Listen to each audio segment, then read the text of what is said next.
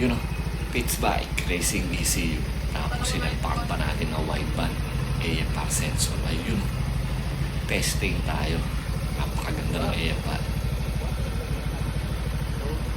Testing tayo, actual. Kung kaya natin itong itono, maayos. Mas maganda. Medyo rich yung AFR niya kapag tinataas yung RPM. Yan yung babaguhin natin, no? I-modify natin. Hindi pa ako masyadong marunong. Tinitingnan ko na lang kung saan gumagalaw yung grab. Doon ko siya pinabago. Yun yung kagandahan dito sa programmable ECU na ito. Yung ibang programmable ECU naman ganun din. Hindi lang naman yung Pitts Bike. Karamihan naman, ganun talaga. Ayan, ang ganda ng AFR. Pitts Bike, programmable ECU. Ayan. Pang MIUI 125 talaga siya, 2014. Tapos sinabayan pa natin ng wideband para mas mabasa natin ng maayos yung AFR actual. Baka sakaling matsambahan natin. At eto pa, yung iba sa ating mga ginawa. At hindi na rin natin na-picturean yung kaninang umaga. Meron pa dito si Ben ginagawa na NMAX version 2. Pinapalitan namin ng ISC. At eto na. Umaandar na. Binili pa nga ako isa dito. Yan, normal na ulit yung kanyang takbo.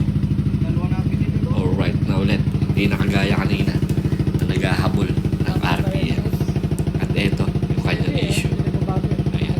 So, isang buong ISC na po ang pinalit namin. Original din, stock. Dala ni customer. Ayan. Pag umikot, balembang na. Kaya talagang hindi na tumitino yung kanyang RPM. Pag in-start, mababa, biglang tumataas. Eto na, final. Tapos na natin gawin. Ayun o. Mataas yung RPM, tapos babagsak. Ganun po yun, no? After 3 to 5 seconds, babagsak siya sa 1.6. So, alright na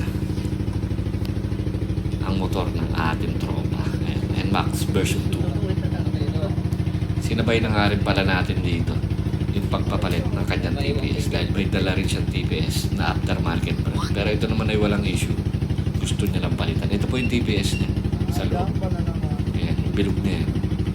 Sa TPS assembly kasama na yung mass airflow. Ayan, yung bumabasa ng flow ng hangin na pumapasok sa loob ng throttle body. At ito, yung ISC na balembang na. Kaya talagang yan, kahit anong gawin ay hindi na tumino yung RPM ng motor na ito. Ayan. So, ngayon man, okay na ulit. Maayos na. Pwede na ulit gamitin ni boss. So, yun lang muna.